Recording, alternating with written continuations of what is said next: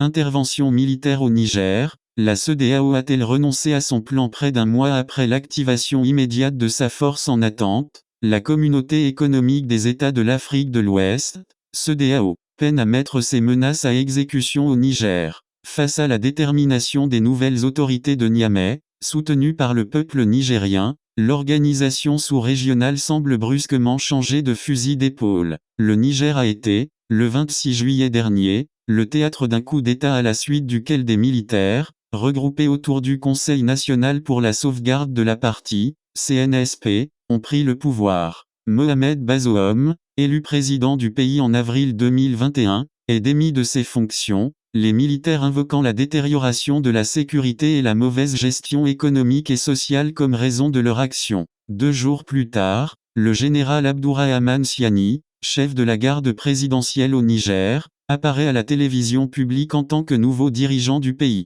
La prise du pouvoir par les militaires est largement condamnée tant sur le continent africain que par les pays occidentaux. Les dirigeants de la Communauté économique des États de l'Afrique de l'Ouest, CEDEAO, réunis en session extraordinaire le 30 juillet à Abuja, au Nigeria, exigent la libération et la réintégration dans un délai de 7 jours du président destitué Mohamed Bazoum dans ses fonctions. En outre, ils annoncent comme mesure de sanction la fermeture des frontières entre le Niger et les pays membres de l'organisation régionale, l'interdiction de voyager pour les militaires au pouvoir et leurs familles, ainsi que la suspension de toutes les transactions commerciales avec le Niger. Les dirigeants de la CEDEAO brandissent, dans la foulée, la menace d'une intervention militaire. Réunis ensuite le 10 août à Abuja, ils passent à la vitesse supérieure et annoncent l'activation immédiate de la force d'intervention de l'organisation. En réaction, les militaires, soutenus par le Mali et le Burkina Faso, avertissent la CEDEAO et d'autres acteurs de leur détermination à défendre le Niger contre toute agression extérieure.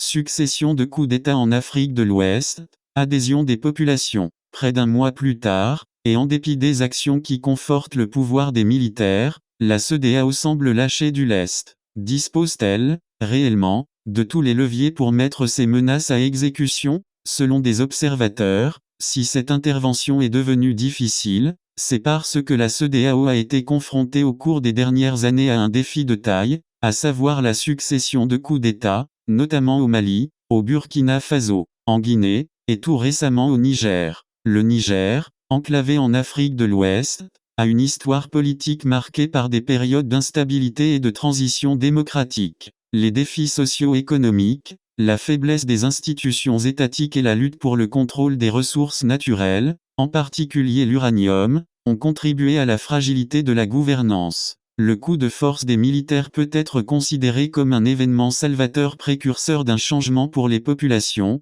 a déclaré à l'agence anadoluaa.com Tr. Maman Abdoul Raza, président du parti Ligue Panafricanisme Umoja au Niger, entité qui milite pour la souveraineté de l'Afrique. Il a, également, souligné que l'adhésion des populations aux actions des nouvelles autorités militaires rend difficile une éventuelle intervention militaire de la force d'attente de la CEDEAO. Ce coup d'État est survenu dans un contexte politique assez compliqué, à un moment où la démocratie était menacée. La gestion du pays était devenue chaotique, surtout avec l'insécurité. Dans leur gestion, nos autorités brillaient par la mal-gouvernance et l'impunité. Tous les secteurs étaient quasiment au plus bas. Le coup d'État est arrivé pour donner un souffle aux populations nigériennes et une solution pour un meilleur développement du Niger et même du continent africain, martèle-t-il dans des propos repris par A.com Tr. L'armée française poussée vers la sortie. Des milliers de personnes, soutien de militaires au pouvoir, ont multiplié au cours des derniers jours des manifestations,